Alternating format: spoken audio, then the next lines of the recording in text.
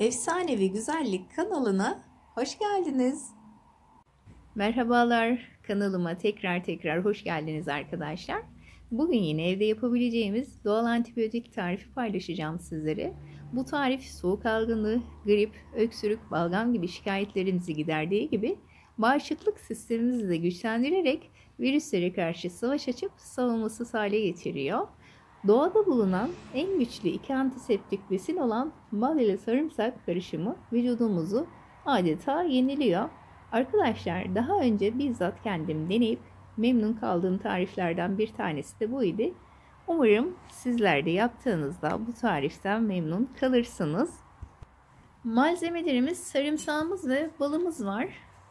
2 diş sarımsağımı ben soyup tabağıma ufak ufak doğrayacağım. Uzmanlarımız sarımsağın tüm faydalarından yararlanabilmemiz için çiğ tüketilmesi gerektiğini söylüyor. Kokusundan dolayı da çiğ tüketilmeye yanaşılmadığı için de bal ile kullanılmasını öneriyor. Balın bileşimi ile sarımsağın faydaları haliyle 2 katına çıkıyor. Bal ve sarımsağın antimikrobiyal ve antifungal özellikleri bağışıklık sistemimizin güçlenmesinde yardımcı olur. Bu ikili bedenimizin virüsler, bakteriler ve diğer patojenlere karşı olan savunmasını güçlendirir. Bu karışım hissettiğimiz rahatsızlığı azalttığı gibi balgam, öksürük gibi sorunlarımızın da giderilmesine yardımcı olur. Tüm soğuk algınlığı ve grip gibi şikayetlerimizde düzenli bir şekilde bu kürü kullandığımızda zaten iyileşme sağladığını göreceksiniz arkadaşlar. Bu karışım virüslerle savaşmamıza yardımcı olduğu gibi solunum yolumuzu korumaya yardımcı olan antikörlerin de üretilmesini tetikliyor. Yani anlayacağınız o kadar çok faydaları var ki gerçekten saymakla bitmez. Daha önceleri kış ayları, mevsim geçişleri derken çok sık soğuk algınlığı gibi rahatsızlıkları yaşıyordum. Bu tarifleri denemeye başladıktan sonra bağışıklık sistemimin güçlendiğini, eskisi gibi soğuk algınlığı gibi rahatsızlıkları yaşamamaya başladım.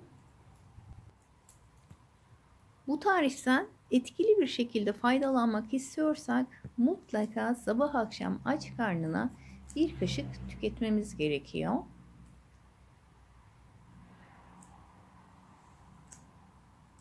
Doğrama işlemim bitti.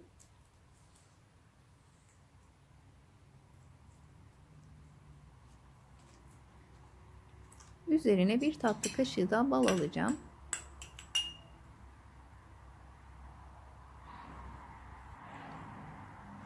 Hazırlanışı bu kadar basit arkadaşlar. 2 diş sarımsağı soyduktan sonra ufak ufak doğrayıp üzerine bir kaşık bal ilave ettikten sonra karıştırıp 15-20 dakika kadar bekleteceğiz. Bekletmemizin sebebi sarımsağın suyunu bırakması. Suyunu bıraktıktan sonra tüketebiliriz. Bir defa yaptım bıraktım olmasın arkadaşlar. Sonuç alana kadar bu tarife devam edelim. Her gün yapmak zor geliyorsa bir kavanozun içerisine 10 diş sarımsağı ufak ufak doğrayıp üzerine 1 su bardağı bal ilave ettikten sonra ağzını kapatıp bir gün bekletelim. Sonrasında o şekilde de sabah akşam aç karnına bir kaşık tüketebilirsiniz. İsterseniz bu şekilde her gün taze taze yapıp tüketebilirsiniz. Tamamen sizin tercihiniz. Umarım sizler için faydalı bir paylaşım olmuştur. Bugünlük bu kadar arkadaşlar. Şifa olması dileğimle. Tekrar görüşmek üzere. Kanalıma abone olmayı ve beğeni yapmayı unutmayın. Hoşça kalın.